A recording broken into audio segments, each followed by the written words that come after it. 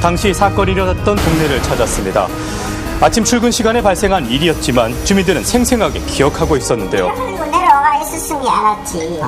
뭐 뜨거운 물을 갖고 나서 뭐 시엄마한테 묵비다 이러거든요. 그런데 외국 사람이 이제 시집을 왔는데 우리 한국말을 잘 못했잖아. 예. 사건의 피해자와 피의자는 시어머니와 며느리 사이였습니다. 며느리는 작년 베트남에서 한국으로 온 결혼 이주 여성이었는데요. 피의자 며느리의 진술에 의하면 결혼 생활 내내 가족들과 언어 소통이 어려웠고 문화 차이로 인해 소외감과 무시당한 느낌을 받았다고 합니다. 특히 한 집에 사는 시어머니와의 갈등이 잦았다고 하는데요. 그러던 중 우발적으로 시어머니에게 군물을 부었다고 합니다. 그렇다면 당시 현장 상황은 어땠을까요? 아랫집 주민의 신고를 받고 출동했던 소방대원을 만날 수 있었는데요. 도착했을 때 할머니는 부엌에서 머리에 양쪽에 3cm, 2cm 출혈을 보이면서 피를 계속 흘리고 있었고 또 눈을 뜨지 못할 만큼 얼굴에 2도 화상을 입은 그런 상태였습니다. 할머니한테 어떻게 된 거냐고 물어봤을 때 며느리가 갑자기 와서 뜨거운 물을 붓고 도망갔다라고 이야기를 했거든요. 며느리는 결국 전속상해로 법의 심판을 받았습니다. 혹시 시어머니에게 문제가 있었던 것은 아닐까요? 아무나 다부발 그 집 시어머니는 법없이 살았어. 구박하고 이럴 사람이 아니다. 그렇다면 며느리는 왜 시어머니에게 6주 이상의 진단이 나올 만큼 몹쓸 짓을 한 것일까요? 수소문 끝에 시어머니가 사는 집을 찾을 수 있었습니다. 직접 이야기를 들어봤는데요. 아유, 내가 머리가 아프다, 그 소리. 아직도 충격에서 벗어나지 못한 모습이었습니다. 지금 엄청 병원에서 약을 바르고 배도 안 보고 이제 들어앉아 있으니까 머리도 없어가지고 막 머리에 막 정신 몇 개 애가 막 정신을 빼갖고 막 밀었거든요. 이거 막 그런 게 전체적으로 2도 화상을 입어 흉터까지 남은 상태인데요. 그날 아침 시어머니는 뭔가 이상한 낌새를 차렸다고 합니다. 밤으로 나오라 안 거라는데 내가 만나면 물 오르게 해야 되는데 밤으로 오르게 하고 집시 앞에 아들이 출근한 뒤 평소와 다르게 며느리가 먼저 아침 식사를 준비하고 시어머니를 불렀다고 합니다.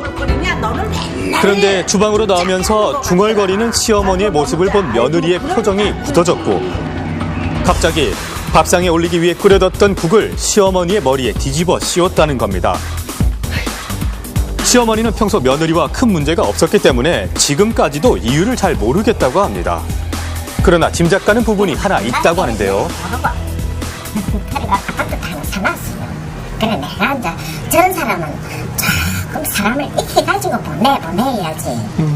간단히 저까지 내놓으면 그게 되는 게 안 된다 이가. 그 이보이 막 같이 많이 살대. 그래 이어서 좀 익혀가지고 이제 내보내갖고 막 했더만 실적으로 좀 못되나라. 뭐 이유도 없고 지가 곱히고만 나갔으면 될 텐데 사람을 해치고 나간다. 시간이 지나도 그날의 일이 잊혀지지 않는다는 시어머니. 마음의 상처는 아직 치유되지 못하고 있었습니다. 내가 코로나 되고다가 그 뭔데 소나 뗄 수 있으면 잘해주려고 하지. 사람 마음이 안 그래요. 우리나라 사람은 시어머니가 며느리 눈치 보고 살지. 며느리한테 큰 소리 치고 이런 건 없어요. 어디서 들으셨어요? 가끔 한 번씩 회사도 전화가 오는 것 같아. 그 직원들이. 혹시 이분은 지금 어디 계시는지 아세요? 이분은 저희 나라로 돌아가셨습니다. 아, 돌아가셨어요?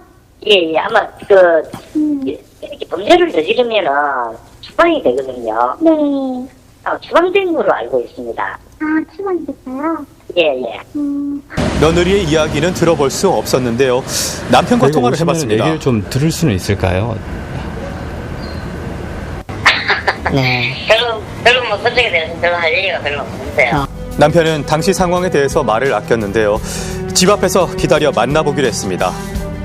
시간이 흐른 뒤 남편을 만나 어렵게 이야기를 들을 수 있었습니다. 남편은 이 사건이 일어난 이유를 알고 있을까요? 크게 뭐라고 해야 되노?